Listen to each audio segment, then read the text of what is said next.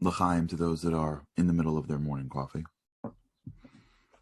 Opportunity that we have now to really start to set in habits. This is such a critical time in our lives.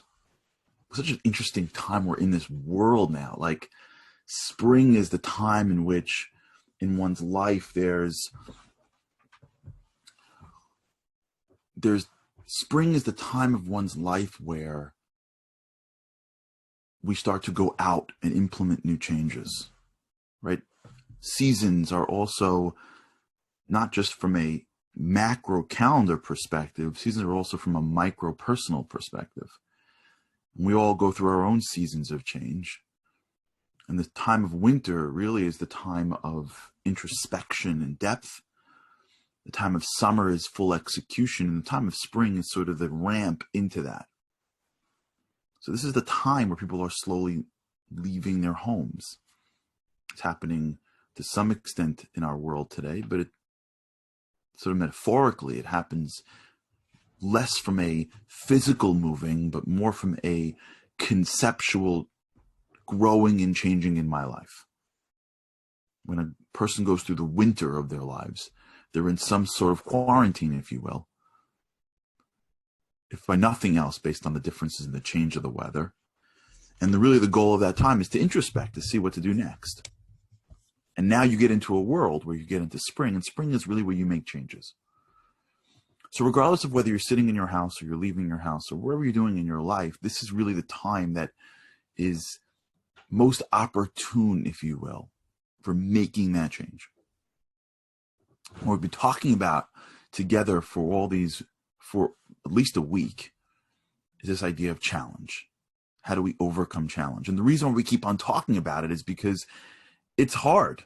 It's challenge, right? If it wouldn't be hard, it really wouldn't be challenge. And lots of people don't spend enough time getting their heads right, so they don't really get a lot done. They don't really push themselves past it. A lot of times, I don't watch as much sports as I used to, but I like watching sort of behind the scenes sports now. I like watching the wisdom of the game.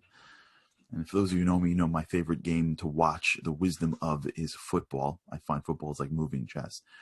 And it always shocks me when you see the if you ever watch like the bench, the sidelines of a game, the amount of positive self-talk that goes on. We got this, guys. We got this. We got this. We got this. Don't worry. And I'm like, are you okay? You got it. Like, you got it. You don't see people doing that like in cubicles. You don't see people doing that like in conference rooms. It's because there's so much challenge to get up on a field and face a team in front of 50,000 people, knowing that if you lose 2 games, you may lose your whole season and you may not have a job next year, that they're constantly getting their heads right. We have to constantly get our heads right to go out and battle what is our challenges every single day. For those who are reaching out for email, keep it up, reach out, appreciate it. And a lot of what you're reaching out and asking is part of what we're discussing. It's going to take time to develop. So I hope that it's not, nobody thinks this is like a 2-line meme that gets you to overcome challenge. This is a process that we go through daily to get our heads right, to take another step into the direction of how to do this. So we spoke yesterday about this idea of time to think, time to act. It was we carried it over from last Friday. For those that are tuning in now for the first time, welcome. You don't need to go back to episode 1 to follow this. Just go back a few episodes and you'll catch our stream. And for those that are back again, I really appreciate it. But we spoke about this idea of the reason why we are not better at executing, at doing, at overcoming challenges, because we don't spend time thinking. And when you don't spend time thinking, you save your thinking from when you're acting. So you end up thinking and acting at the same time, which takes your energy away from acting. If you're using conscious thought and you're analyzing while you're in the middle of it, you don't have enough brain power to get it done. You can't be acting when you're thinking, and you can't be thinking when you're acting. But because we live in a world that is so stimulating and that sends us messages every second of our day. And when we're not doing things that are important, we keep ourselves busy doing something else because we can't possibly slow down for a second. What ends up happening is when we wake up and we go to bed at these moments, or even middle of the day, moments that should be designated for thinking, for analyzing, for reviewing my day, my actions. Was that right? Was that wrong? The famous thing Rav Noah Weinberg taught me on cheshbon, counting. We're not doing any of that. We're just rolling. Wake up and we roll. We go to bed, and even in bed, we're like stimulating ourselves to the last second. We're on our iPads, we're on our televisions, we're on our phones, even we're reading. We just can't possibly stop ingesting something to think about it. It's like our brains aren't wired anymore for this. So that's why when it comes down to doing something, we're like, should I, shouldn't I? So we're thinking when we should be acting. The way professional athletes, professional individuals, soldiers, the way they act is that they spend time preparing and reviewing. So that when they're in the game, when they're in the battle, when it's time for them to act, they rely on what they've already learned. And they stop consciously thinking. They let their subconscious brain, which is much stronger, sort of take over. And they don't act analytically. They act intuitively. There's a huge distinction that we're going to talk about today. I hope we can get to the next piece too, but we'll see. There's a difference between acting analytically and acting intuitively. And here's a huge mistake that people make. They think when they're in the middle of it, they should be acting analytically, processing information with the conscious mind. If you ever studied an athlete, let's take a quarterback, for example. And that quarterback sits at a line. For those who don't follow football, a quarterback is the guy who gets the ball, and there are people running at him and people getting open, and there's like a lot going on, and he has to find the open man. But this is happening in split seconds. So the guy gets the ball, and in a second, you've got people coming trying to tackle him. You've got 3 or 4 people that are out there trying to get open, defenses, safety that's roaming around. And he has less than 3 seconds to throw a ball, or else he gets tackled by men 3 or 4 times his size. That could potentially hurt him and end his career. If you ever look into the mind or study quarterbacks, you see that they have to make analytical decisions. Do I throw here? Do I calculate where I place the ball? He's running at this speed. I got to put it here. Is he open? Is he covering him? Right? These are analytical moves. But what he's doing is he's not thinking with his conscious analytical brain. He's actually relying on his subconscious brain that gets to see patterns, and it almost acts instinctively. If he's playing football for the first time, it's going to take him a long time to figure out, wait, if I throw it to that guy, but he's coming this way, by the time he finishes that thought process, he's already tackled. But if he's spending time preparing and he's watching what they call game film, and if he's spending time reviewing, if you ever watch a football game, at the end of each play, they go to a bench, they're watching an iPad. What's happening is his brain, subconscious brain, is picking up patterns. Every time that player moves his glove, he's going left. When the safety goes like this, he's going right. He's watching patterns. So when he's in the game, what's happening is his brain isn't thinking analytically. It's thinking instinctively. He's instinctualizing analysis. He just sees patterns. And now his body can operate quickly because his conscious brain, when you have a conscious thought, it has a much longer path. Go back 4 shows for those who want to go deep into this. You have a much longer path from your conscious brain to your actions. You have a much shorter path from your subconscious brains to your actions. This is why you don't have to spend a lot of conscious power remembering how to put the spoon in the cereal bowl. You did when you were 3, but you reviewed it so many times without even realizing it. You've ate cereal so many times that it went into your subconscious brain. And now you wake up in the morning and boom, boom, boom, boom, boom, boom, boom. You're not like, wait, where does the spoon go again? How do I get it to my mouth? The pathway, we're adding this piece here if you're building with us. I'm just so excited. The pathway of how to close the gap between your mind and your heart is through your subconscious mind. Because as something becomes a habit, as something becomes regulated in your mind, as thought becomes normalized into what you do, you stop thinking about it in your conscious mind, and now you put it into your subconscious mind, and it becomes instinctive. For those of you who, if you drive a car, you know what I'm talking about. Remember the first time that you were driving a car, driver's ed, maybe you were like 15, 16 years old. And you get behind the wheel and the driver's instructor is like, if you got to make a left, you got to go down and turn the left. If you want to make a right, you click the blinkers up. You got to go reverse this way, look in the mirror. Now you look at the screen. And you're driving for the first time and you're in the middle of a street and a car's flying at you and you're like, wait, down, turn. And by the time you did all that down, turn thing, the car almost God forbid, hits you. But he swerves out of the way, he sees the driver's ed instructor and he like looks at you and goes, really, driver's ed? And all you do afterwards is you keep on doing it. You review, you practice, you review, you practice. But when you review and practice, you're just getting better and better and better at it. And you wake up one day and you're back in that same intersection. You see a car coming. You don't think down, left, up, right. It's instinctive. You're making a move that once required your conscious brain that now only requires your subconscious brain. And so as a result, you make it quicker, better, faster. You've now bridged the gap between what's here and what's here, through here. If you're listening to this, I'm pointing to the front of my head, which is my conscious brain, the back of my head, which is my subconscious, and my heart. When you spend your day acting in a way that doesn't make a lot of sense, you're conditioning yourself potentially to do the wrong things. So then when you get into it, you got to always be thinking, yes, no, should I, shouldn't I? And that's what stops us. We're so busy thinking during this period of time that we're just, by the time it takes us to be done, we've already expended so much energy that we don't have the energy to do it anymore.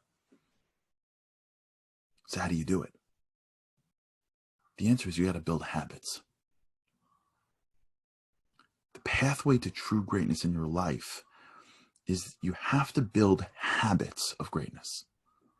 You have to build in your mind pathways, ways of doing things that are at a standard that is higher than what's happening right now, so that over the course of time, you will naturally and instinctively do things at a higher standard of living. This is called in sports muscle memory, or in life muscle memory. I told you the story once. I remember to tell you, I've got a friend of mine who used to own a piece of a baseball team. And I once, maybe he still does, I don't know. And I once spoke for the synagogue that he was in, and I did him a favor. So he said to me, thanks so much for doing this. Like, you know, how can I repay you? And I said, listen, funny you should ask. Like, I know you own a piece of a baseball team. Like, my dream, one of my bucket list items is to speak in a locker room. Football would be number one, but all right, baseball we'll do. You know, you go before the game, it's the locker room with the players, and you do like that. It's like, forget about it. And he's like, yeah, no. I'm like, why not? He's like, we don't have speeches like that in front of a baseball team. I'm like, you don't? He's like, no. I'm like, well, how do you get the players pumped up? Because you think the players need to be pumped to try to swing at a ball coming at them at 95 miles an hour? They're fine. So I said, so how do you distinguish between players that can and can't? And he said, it's not about whether or not you want to do something. He says, whether or not you have the muscle memory for it. All-star players aren't like, I really want to hit the ball now, versus like, I don't know. It's not like they get to bat and they're like, well, all right, if I hit it, great. Every player that gets up to bat in front of a stadium of people wants to crack that bat, wants to hit that ball. But if they rely on their conscious mind, their analytical mind, as can you imagine the pitcher coming at you and you're going, well, his hand, his arm, the rotation, what do you think? Should I swing? Shouldn't I swing? Should I swing? Should I swing? By the time they go through that analysis, The ball's already in the catcher's mitt, and it's like strike one. You got to just keep on swinging for so many times in practice that when you're in the game, it's muscle memory, it's patterns. It's just what is your subconscious mind sort of recognizes things and instinctively acts. This is so critical, and we have so much to talk about. I hope that you stick with me. This is an area called ego depletion, which is an entire 2 or 3 times together into itself. It's an area of neuroplasticity that we're going to get to. It's an area of hopefully be-do-have we're going to get to. But this is the core of it. If we get this now together, right now together, we're building a foundational core on how people become great. If they start to realize that the only way I become great is if I habituate greatness. I'm not waiting for the moment where I step up. Those come every once in a while. I want to wake up in the morning and have a habit that is at a standard of excellence that is so much higher that when I walk around in my life, I have conditioned greatness into what I do every day. That's the path of greatness.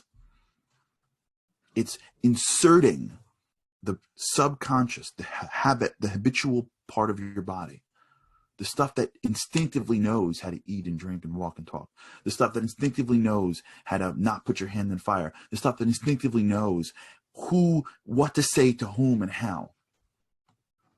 And once you start to bring that part of your life in, your ability to operate in this world at a higher level becomes part of who you are, not what you do. We did this a little bit last week too, the difference between who I am and what I do. Remember, who you are and what you do is both here, but also you can take what you do and make it who you are by doing it again and again and again. You know, it's never fully who you are because it'll always be just brain plasticity. But what it'll do is it'll allow the true who you are to shine and be represented better. That begins with thinking as to who you want to be. It begins with planning how you want to act in your day. It begins by reviewing your day to look for the blocks, to look for the failures, to look for the nuances so that you don't repeat bad habits. You don't repeat less than great habits. Because what you want to be getting at is a thought that takes place in the morning or at night away from the activity of the day. And then you get into that period of activity. And what you really want to start to learn how to do is just act. Just do. Just play the game of life. Allow your instincts to take over. Give yourself the room to be you, to be whatever you are now, if you will. To not overthink and overthink and overthink and overthink. To be a little freer than you allow yourself to be. But it only works. It only works is if you know that at some point in the next few hours, you're going to stop, look back, and take a real hard, difficult, tough look at yourself. The only reason why you can play a football game without thinking, by just relying on your instincts, is because every player knows that when they're done, they're going to review it. And the next time before they begin, they're going to prepare it. So they're getting better. And this is sort of that crossover that we spoke about. You can't get better if you're doing everything at once. You're just bringing in too much into your brain. Thinking, acting, thinking. You only get better if you allow yourself to act when it's time to act, but you allow yourself to think when it's time to think. But what's so critical to understand now is that the reason why that's so important is because what you're shooting for, what we're going after, is acting on instinct, is changing our instincts And if our instincts are wrong, then that's really where the work is. We don't want to have to always stop ourselves from doing the wrong thing and have to do it right, do it. We don't have to, we want to actually walk into life and have good instincts, to have healthy instincts, to have empowering instincts. That's the goal, is to change who you are along the way, not just what you do. So unless you have a period of time where you can act with your instincts, you just act, you'll never know. But if you don't have time to review and to plan, you'll never grow. That's the challenge of life. It's a lot easier to always be overthinking, but you're never really growing that hard. So then you just blame the world. All right, we got to really talk about this. It's good it's Monday. Thank God it's Monday, TGIM. Got a lot to do. If you're listening to this on whatever platform you're listening to, remember, you could always come into our podcast, our Zoom at 852-739-699. You can always, that's our Zoom meeting. This streams live on Momentum. It also streams right afterwards on my Instagram page at Charlie Harari, my YouTube, and my Facebook. Oh, and it's got a podcast. The podcast is Unlocking Greatness, available on iTunes and all that other stuff. So stick with us. We got to get into this world. We got to take ourselves seriously. We're professional people. We have to be professional at life. We got to use what they use to play a football game or to walk into battle. So for today, remember, spend some time thinking, planning. You want something really great today? At the end of your day, sit back, pick one thing you did, and really analyze it. When it's all over, be tough on yourself. Did I do that right? Was I wrong? Did I say the wrong thing? Really be tough on yourself a little bit. Extract out the greatness. And then during your day, when you have what to do, just do it. Don't think. Just do. Knowing that later on you'll do the thinking. Until then, have a great day, or make it an awesome day. Thanks so much for tuning in, and I really, with God's help, can't wait to see you tomorrow.